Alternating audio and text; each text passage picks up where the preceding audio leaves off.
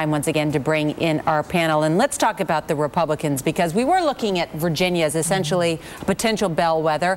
7 out of 10 voters there described themselves as conservative. This was a very conservative electorate, more than we saw in 2000, for instance, and yet John McCain was able to win in a very conservative electorate. What does that mean for Mike Huckabee, Pat Buchanan? Well, you know, before we came in tonight, I told Keith that if he got 40%, he'd be doing well, and I guess he got slightly above it. But frankly, McCain swept all three, and it means McCain's going to be the nominee. We knew that. It may mean Huckabee may be earlier than we thought.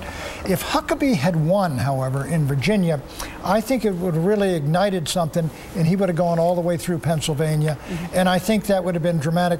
I got to think now that they're going to continue on, but if they start going down, that would be the time to cut it. Rachel, we asked an interesting question in the exit polls tonight in Maryland and Virginia, whether they listened to conservative talk radio.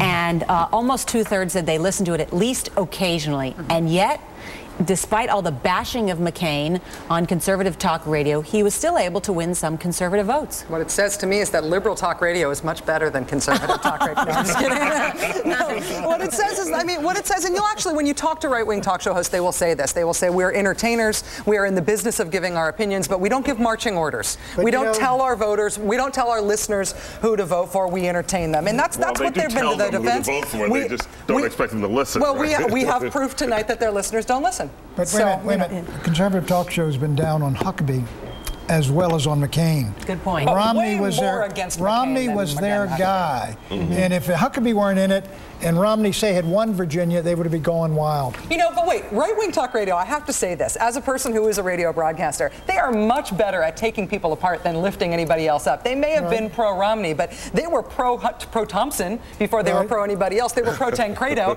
They were pro-anybody. They're much more fiery, much more effective when they're beating somebody down than when they're lifting somebody up. And so far, the guy they've beaten down is John McCain, and John McCain's still winning. Huckabee has stayed in this race saying, you know, I didn't major in math, I majored in miracles. You know, and he's been amusing to many people because he's fun to have around. He's not amusing to a lot of Republicans right now.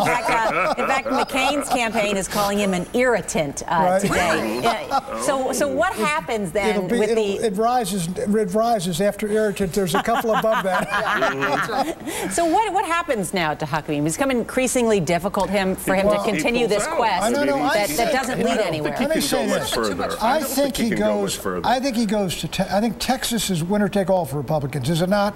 I think he will go there and see what votes he can get. Look, he's got the southern base, he's got some border states, he's got Iowa. I think he goes on at least through Texas, and then he takes a look at it. But what you don't want to do here is you don't want to keep running and then going down and get into the teens, the low teens, so you look like you're irrelevant. Did he get to that plateau? Irrelevant is not. Did he get to that plateau where he's now officially in second place?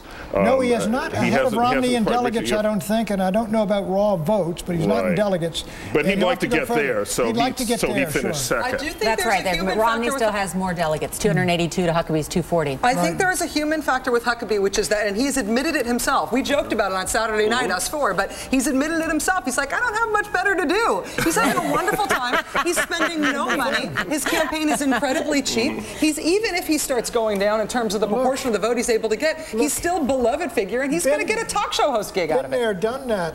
Frankly, look, in 1992, after I was beaten, I told him we're going to run in California. It was June 6th.